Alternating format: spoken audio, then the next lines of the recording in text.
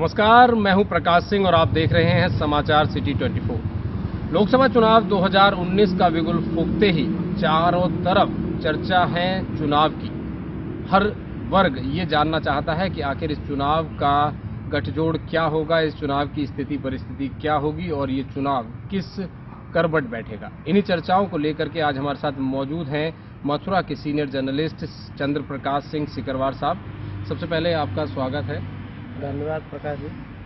मैं जानना चाहूँगा कि आज जो सरगर्मियां हैं लोकसभा चुनाव को लेकर के, तो क्या कुछ चल रहा है, गठबंधन हावी हैं या और अन्य पार्टियां जो पहले से स्थापित हैं वो हावी हैं, इन सब बातों को लेकर आज चर्चा है, तो क्या कहेंगे आप इस विषय में? देखिए, गठबंधन की जहाँ तक बात है, पिछली बार 2014 में जो लोकसभा के चुनाव हुए थे उस समय भी गठबंधन था और आज भी गठबंधन है। वो है एक अलग बात है कि मोदी जी के बारे में उनके अनुयायी या भाजपा के लोग कहते हैं कि सब हम अकेले लड़ रहे हैं और ये गठबंधन में। गठबंधन तो भाजपा भी कर रही है और भाजपा विरोधी लोग भी कर रहे हैं। खासकर गठबंधन की चर्चा उत्तर प्रदेश में ज़्यादा है। इसकी वजह है जो धुर विरोधी पार्टियां थी, सपा और बसपा, उनका गठबंधन होना, यही चर्चा का विषय है और इसी को महागठबंधन कहा जा रहा है। ये स्वाभाविक भी है कि जो पार्टी एक दूसरे के विरोध में राजनीति करती रही उत्तर प्रदेश में पिछले 2 दशक से, वो एक मंच पर आ गई। वो क्यों आ गई? क्योंकि मोदी जी का वर्चस्व, मोदी जी की जो पकड़ और मोदी जी का जो काम करने का जो तरीका है, उससे पार पाने के लिए इनको एक होना पड़ा है। देखा जाए, अगर मथुरा की बात करें तो किसानों के मसीहा अब उनके प्रपोत्र यहाँ से लड़ रहे हैं चुनाव, और उनके कार्यकाल में भी पिछली बार जब वो चुनाव यहाँ से जीते थे तब भी किसानों के लिए बहुत कुछ अच्छा नहीं हो पाया। तो किसान किससे उम्मीद लगाएं? हाँ, ये बात सही है। इन्होंने भी, जयंत चौधरी हमारे यहाँ से 2009 में जीते थे। 2009 से 2014 के उन्होंने 5 साल यहाँ मेंबर पार्लियामेंट रहे। तो शुरू में तो काफ़ी आए और लास्ट में जब चुनाव होने वाले थे 2014 में तब आए। बीच में तो वो ज़्यादातर आए नहीं। उन्होंने एक काम जरूर अच्छा किया था कि उस समय वो प्राइवेट बिल लेकर के आए थे किसानों को 4 गुना मुआवजा दिलाने वाला। तो उससे सरकार पर दबाव बना और सरकार अपना बिल लेकर आई। हालांकि इनका बिल भी उसमें सबमिट हुआ और लोगों को 4 गुना मुआवजा मिला। ये एक उपलब्धि कह सकते हैं। वो उपलब्धि भी नहीं बल्कि एक दबाव बनाने का हुआ। बाकी तो किसानों के लिए ज़्यादातर जयंत जी ने कुछ नहीं किया कि किसी तरीके से कोई आंदोलन करते या सरकार पर दबाव बनाते, ऐसा कुछ ज़्यादा कोई ऐसी उल्लेखनीय कोई ऐसी चीज़ नहीं है। हेमा जी कुछ कर नहीं पाए किसानों के लिए, जयंत जी कुछ कर नहीं पाए, तो और इन दो के अलावा कोई विकल्प मथुरा के पास है भी नहीं। ऐसी स्थिति में क्या करे किसान, और किसानों के लिए क्या करना चाहिए सरकारों को? देखिए, सरकार, सबसे बड़ी चीज़ है कि किसान की आय दूनी करने वाली जो बात है, हम उसी पर आए हैं। तो उसके लिए सबसे बड़ी चीज़ ये है कि दूनी आय मत करिए, बिल्कुल मत करिए। आप उसके जो प्रोडक्शन में जो उसकी लागत लगती है, उसके खेत में जो उर्वरक है, उसको आप बहुत मिनिमम कर दीजिए उसका रेट, या उसको बिल्कुल निःशुल्क कर दीजिए। सिंचाई का बिल्कुल आप कम कर दीजिए। अभी आपको मालूम है योगी सरकार ने क्या किया? सरकार बनते ही जो सब्सिडी थी बिजली के बिल पर किसानों को, वो खत्म कर दी। यानी 2 गुने बिजली के बिल आने शुरू हो गए। तो अब नुकसान किसानों को हो गया। भाई, आप ऐसा क्यों नहीं करते कि इनको जो है बिजली का जो है बहुत मिनिमम कर दीजिए। अब जैसे आलू है, आलू के किसान घाटे में क्यों रह जाते हैं? क्योंकि उनका जो मेन जो पैसा है वो भंडारण में चला जाता है। आप बिजली को उसमें सब्सिडी पे दीजिए, कोल्ड स्टोरेज को, तो इससे कम रेट में रखेगा और किसान को फायदा होगा। तो इस तरह की पॉलिसी होनी चाहिए। अच्छा भाई साहब, एक बात बताइए, क्या माना जा रहा है कि जैसा लोग आकलन करते हैं कि बीजेपी का अधिकांश वोटर शहरों में रहता है, बाकी पार्टियों का अधिकांश वोटर गाँवों में रहता है। क्या माने कि इसको ये फैक्टर भी माना जा रहा है कि बीजेपी सत्ता में आई लेकिन किसानों के लिए इसलिए नहीं कर पाई कि उसका वोटर तो शहर में रहता है? बिल्कुल क्या सही माने? बात प्रकाश जी, ये बात सही है। दरअसल ऐसा है ना, इनके भाजपा वालों का, भाजपा जो नीति निर्धारक लोग हैं, उन लोगों का सोचना यह है कि हमारा जो वोट बैंक है वो कस्बाई और शहरों में है। तो उन लोगों को कोई परेशानी ना हो, चाहे भले ही किसान जो है दब जाए कर्जे में। यानी किसान का जो प्रोडक्शन है, चाहे आलू है या कोई सब्जी है या कोई अनाज है, वो महंगा ना हो, चाहे भले ही उनको विदेश से मंगाना पड़े। अब उसी का जो है पिस जाता है किसान। दूसरा, शहरी जो वोटर है इसी को देखते हुए भाजपा की नीतियां बनती हैं। इन विरोधी दलों के हाँ जरूर है कि मोदी जी के जैसे उसको करने के लिए, डाउन करने के लिए राहुल जी ने किसानों की बात उठाई है, खासकर टाइल्स लगा दूंगा मैं खेत में। हाँ, खासकर जैसे कर्जा माफी वाली बात है, लेकिन वो उसका समाधान ज्यादा नहीं है और दिखावा ज्यादा है सब पार्टियों का। मेरा तो इतना मानना है, आप भी जानते होंगे प्रकाश जी। आप बताइए क्या ये बात सही है कि किस तरीके से जो है वोट ले जाते हैं किसानों से और आगे चल करके कुछ नहीं? नहीं, ये बिल्कुल आपने सही बात कही कि जब वोट का दौर आता है तो गांव गांव चौपालें लगने लगती हैं, नुक्कड़ सभाएं होने लगती हैं, किसानों के यहाँ ठहरना शुरू हो जाता है और गरीब किसान को ये बताया जाता है कि भाई हम इनके यहाँ रह करके इनके हितैषी हैं। लेकिन अंतोगत्वा देखने को ये मिलता है कि जब किसान से वोट ले लिया जाता है उसके बाद में फिर कहाँ नदारद हो जाते हैं वो नेता, कहाँ नदारद, मतलब किसान के दरवाजे पे जाना पसंद तक नहीं करता नेता, क्योंकि वहां की गलियां, वहां विकास नहीं, वहां पे जर्जर स्थितियां हैं। तो इस परंपरा को कहीं ना कहीं बदलना मेरे ख्याल से बेहद जरूरी है। अच्छा, एक चीज और बड़ा चर्चित मुद्दा इस बार रहा, मोदी जी के खिलाफ सबने संगठन कर लिया, गठबंधन होने लगे और मोदी जी ने वहां एक करारा जवाब दे दिया कि जाकर के पाकिस्तान में एक एयर स्ट्राइक कर दी। तो जो एयर स्ट्राइक हुई उसका क्या प्रभाव पड़ेगा इस चुनाव पर? ये इस पर दरअसल ऐसा अभी तक तो लोग भूल चुके होते, लेकिन इसको जो है भाजपा के लोग जिंदा रखे हुए हैं कि एयर स्ट्राइक को लोग भूले नहीं। क्योंकि हमारे इंडिया में आप देखते होंगे प्रकाश जी, बहुत जल्दी जल्दी भूल जाते हैं, यानी मुद्दे आते हैं और 2 दिन बाद जो खत्म हो जाते हैं। लेकिन इसको बरकरार रखने के लिए भरसक प्रयास कर रहे हैं भाजपा के लोग और भाजपा को यही चीज अखर जाती है विरोधियों को।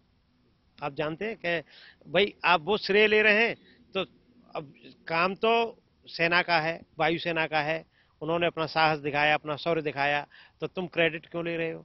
जब क्रेडिट ले रहे हैं तो फिर उसकी आलोचना भी होती है और वो उस पर कटाक्ष करते हैं कि भाई ये जो है सेना का मनोबल डाउन कर रहे हैं। वो यहीं तक बात फंसी रहती है। तो दोनों ही जो है अपने स्तर से वो ये साबित करेंगे कि एयर स्ट्राइक हुई जरूर, लेकिन उसका कोई फल नहीं निकला और वो कहेंगे कि भाई एयर स्ट्राइक हुई और हमने पाकिस्तान को दबा दिया।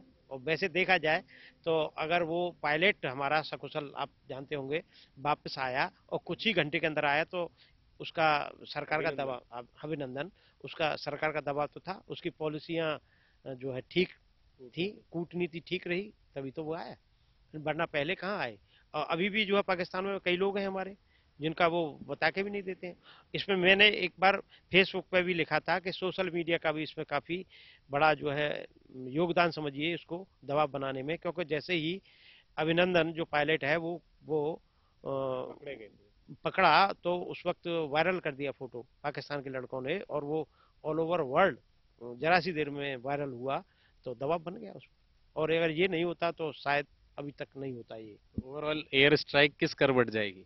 एयर स्ट्राइक से देखिए भाजपा को फायदा तो मिलेगा, क्योंकि लोग इस बात को कहते हैं कि भाई ये काम जो है मोदी जी ने किया, ऐसा कांग्रेस ने तो नहीं किया, तो राष्ट्रीय हित में, और राष्ट्रीय हित में लेकिन वो लोग ज्यादा उसको कहना चाहिए ज्यादा भुनाने का प्रयास करते हैं, तो यही चीज अखर जाती है विरोधी। यानी कि बीजेपी ने जो किया उसका गुणगान अगर बीजेपी कर रही है तो विरोधियों को तो अखरेगा, और अखर रहा है वो उनके लिए नुकसानदायक हो सकता है। लेकिन जनता पे इसका प्रभाव क्या सीधे तौर पे पड़ेगा कि जनता इसको कैसे पॉजिटिव ले रही है, नेगेटिव ले रही है? नहीं, पॉजिटिव ले रही है जनता, तो जनता इसमें पॉजिटिव ले रही है कि देखिए ये तो सब जानते हैं, पढ़ा लिखा व्यक्ति भी जानता है, एक अनपढ़ भी जानता है कि एयर स्ट्राइक हुई, जहाज गए, उन्होंने बम गिरे, बस केवल एक ही चीज पे विवाद है कि वो नुकसान उसका नहीं हुआ, वो कह रहे हैं कि नुकसान हुआ, बस इसी पे विवाद है और इसी पे जो है वो सेना को घसीटा जा रहा है, जो जो गलत है। लेकिन अभिनंदन का वापस आना ये तो हाँ, ये तो सरकार की एक कूटनीति की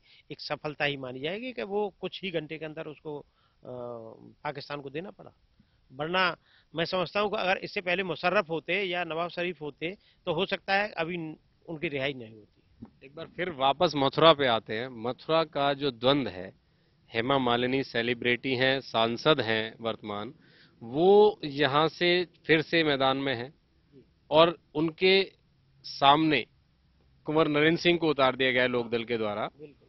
तो गठबंधन प्रत्याशी के तौर पे आए हैं, तो क्या सफलता मिल पाएगी? सारी चीजें समीकरण सामने हैं, क्या कुछ करना पड़ेगा इस मतलब जीत को हासिल करने के लिए गठबंधन को?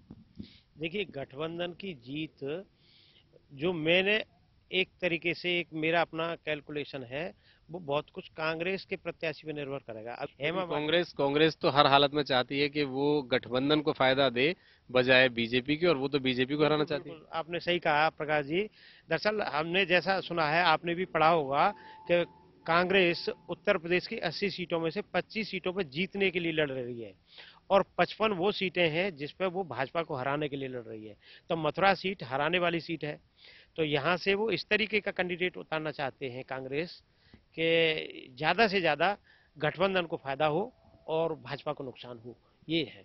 और इसमें हेमा मालिनी का भले ही उन्होंने इतना उल्लेखनीय कोई ऐसा ज्यादा काम नहीं किया, लेकिन उनकी छवि पर कोई उंगली नहीं उठा सकता, उनकी निष्क्रियता पर कोई उंगली नहीं उठा सकता। और दूसरी बात यह है कि जो बाहर का कैंडिडेट होता है वो अनुपस्थित रहता है, यही एक मुद्दा बनता है। लेकिन ये मथुरा में मुद्दा आप देखिए प्रकाश जी, ये मुद्दा नहीं है आज के समय में कि कोई ये कह दे कि साहब हेमा मालिनी मथुरा में नहीं रही।